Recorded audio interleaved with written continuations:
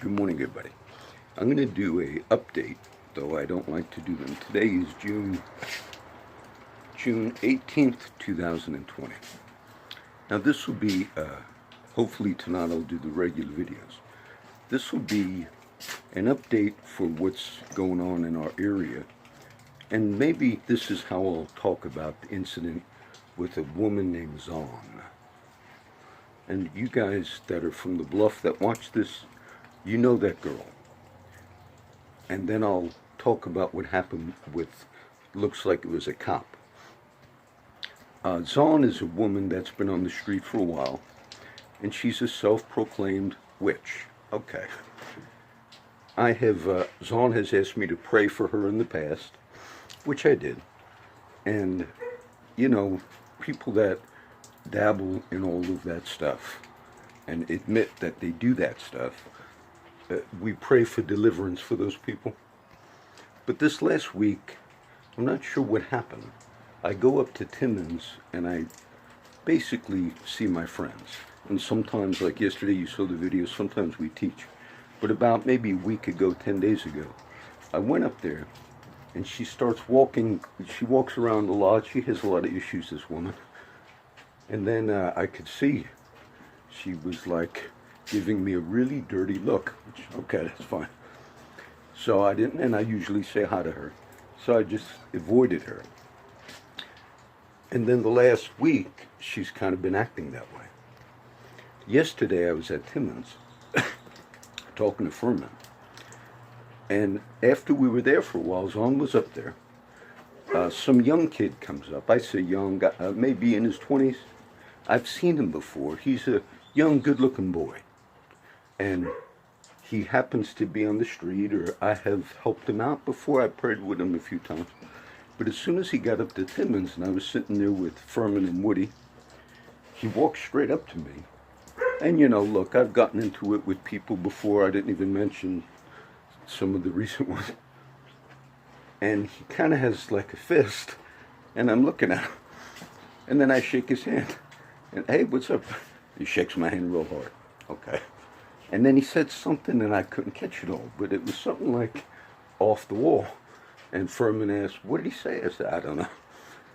So then when he walked back by, he kind of hated, he asked for a cigarette. He said, I don't have one, brother. And then as he walked around a little, he comes up to me again. And he's got like this. And look, I try to avoid fighting. If I have to, I will. And then he's like he wanted to punch me.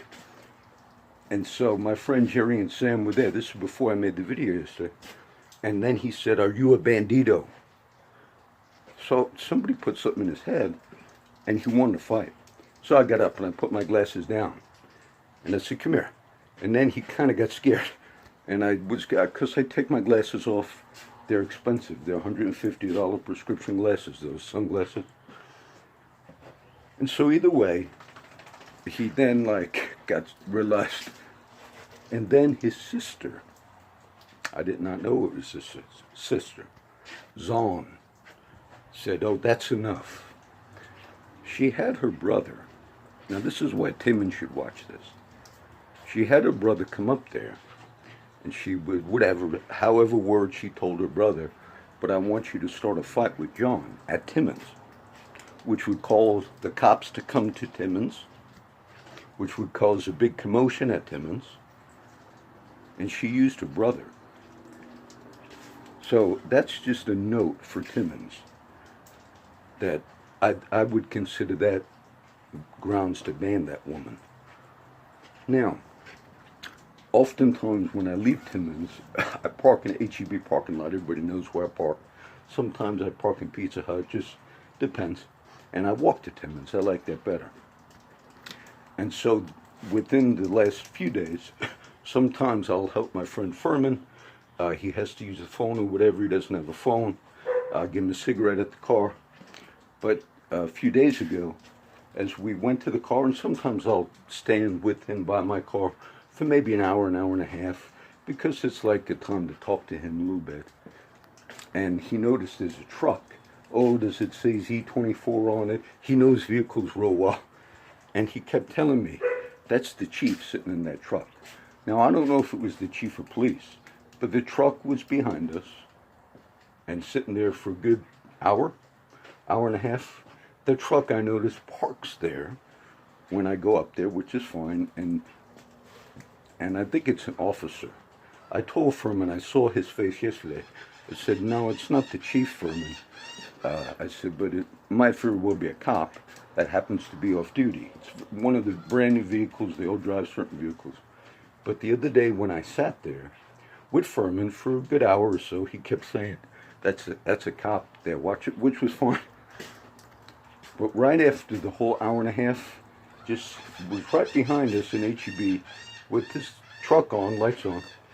And as soon as Furman left on his bicycle, and then I left, he told me the next day, but I realized it was that cop or that vehicle. He said, John, he said, I yelled at you. When you left, he said, that vehicle came right after you. Now, when I did leave, I noticed there was a truck right on my ass.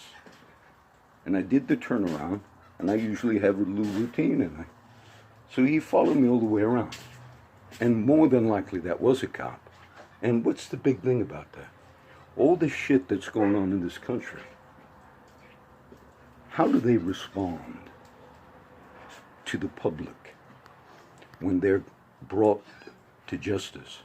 They go after the public. That's how they respond. Many of you, why didn't I talk about George Floyd and all these others? Many people talked about that. I talked about the Du Bois Listers, the black man who was killed by CCPD a few years ago, who nobody talked about, which you should reopen that case. If there was a video on that case of the murder of Du Bois Lister, that cop would have been held on murder charges. But you didn't have a video. You had CCPD also involved in a killing a week and a half ago. The DA came out and said it's possible that the person might have actually shot themselves in that incident. Now, I'm not sure what that is. That's the latest killing involved what they say also involved killing. So the reason I didn't speak on the George Floyd and all the others is because the whole nation spoke on them. But the Du Bois Listers, a black man who was killed by CCPD, nobody spoke on him. And you know how many of these cases, if they were never on video, every single time when they're not on video, the reports, the official statements by the police chiefs in those districts is always, it was a justified killing. Until the video comes out, and then it's always not justified. So in how many of those cases, before the video came out, did they ever tell the truth? None. None. Every case that later a video came out and showed what happened, they didn't tell the truth in their own departments.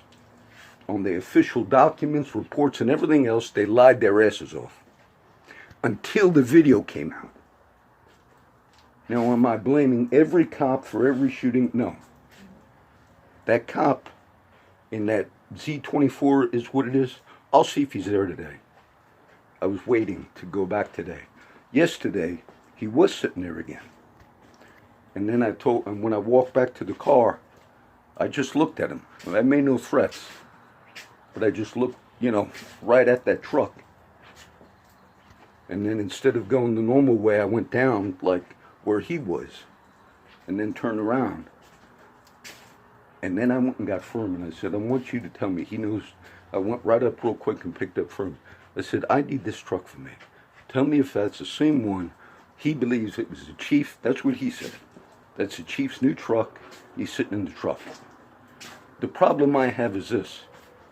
You go after people that report shit. That's the problem.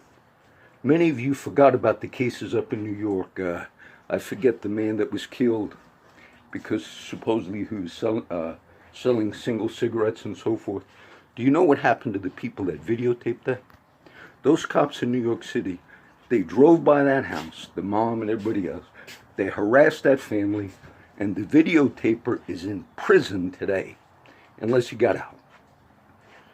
So what they do is pursue those who expose. So don't ever be tricked that all of a sudden it's a system. The system is corrupt. The way it's done. A few years ago I said, I believe that the way policing is done in this country, it's not all on bad cops. It's the way the system is functioning. It's a corrupt system. And a lot of people, when I said that, I said, I think you should disband police departments and come up with some other way. And I remember when I said that, nobody was saying that. The problem with lethal force is this. The most recent video, which now they charged that officer last night, it was I forget what state it was, but it was a black man that fell asleep in the parking lot of Whataburger. Now sometimes people fall asleep because they're drunk at night. We've had that in our city, like in the drive-thru. But he was in the parking lot, just parked. So the cops did show up. I saw the videos on the news now, the last day or two. And so they woke him up. And he was very compliant in the beginning of that incident. And then they talked to him. He said, look, my sister or somebody lives right down the street. I'll just go walk home. They could have let that happen. But then they decided, they gave him, I guess, the breathalyzer. He did test over, but he wasn't driving. The car was parked. And then they were going to arrest him. Then he grabbed the officer's taser. He's running away with the taser. Cops following him. He turns around, looks like he shoots the taser at the cop, which is bad. And the cop shoots him in the back. Now, they said yesterday on the news that the reason they decided to charge that cop was when he shot him, you could hear him on his dash cam saying, I got him. I got him. You're not hunting. You're not hunting. You don't say, I got him, when you kill a black man, a white man, a Hispanic man, whoever. It's resorting to that use of force is the last step. Because you're killing, you're murdering, you're taking life. And all the Christians that never speak out on these, you are underestimating the value of human life. Policing should be at the last resort, whether it's war or whether it's cops, is the taking of a human life. And that incident, though that man wrestled with the officers, he was running away with the taser. His defense is going to be, I could see it already because his lawyer spoke yesterday, I've seen on the news, that he felt like him running away with that taser would have been a threat to society, possibly. That's going to be his defense. And therefore we had to kill him. Because he had a taser, which you often have said is a non-lethal weapon. When cops have killed people with tasers, they tased my friend little Charlie here about a year or so ago. And he was under a vehicle. I forgot my friend was having problems. And a week later, he still had those things infected in him. I don't think there was a single report on that. Charles Lee, Jr., my friends, you've seen Big and Little Charlie. And he had those tasers in him, infecting him, like a week later. He broke away, they tased him, and there was no arrest like the week later, and I'm glad there was. None. And I'm thinking, you thought that you had reason to tase him. You never got him, and then when you seen him a week later, whatever you tased him for, you just figured, who knows if there's even a report on that. So we'll see if that Z24 cop wants to follow me today. With all the other stuff going on, that's how they respond. They respond by pursuing those who expose the crap that they're involved in. So this is the little update.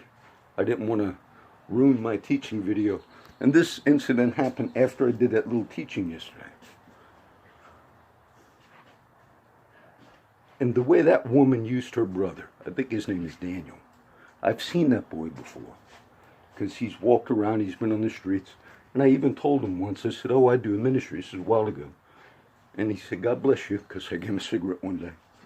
But then she manipulated. That's what witches and witchcraft is, manipulation. She manipulated her brother. Go up to Timons and hit John. And look, I was nice in the beginning until I got up.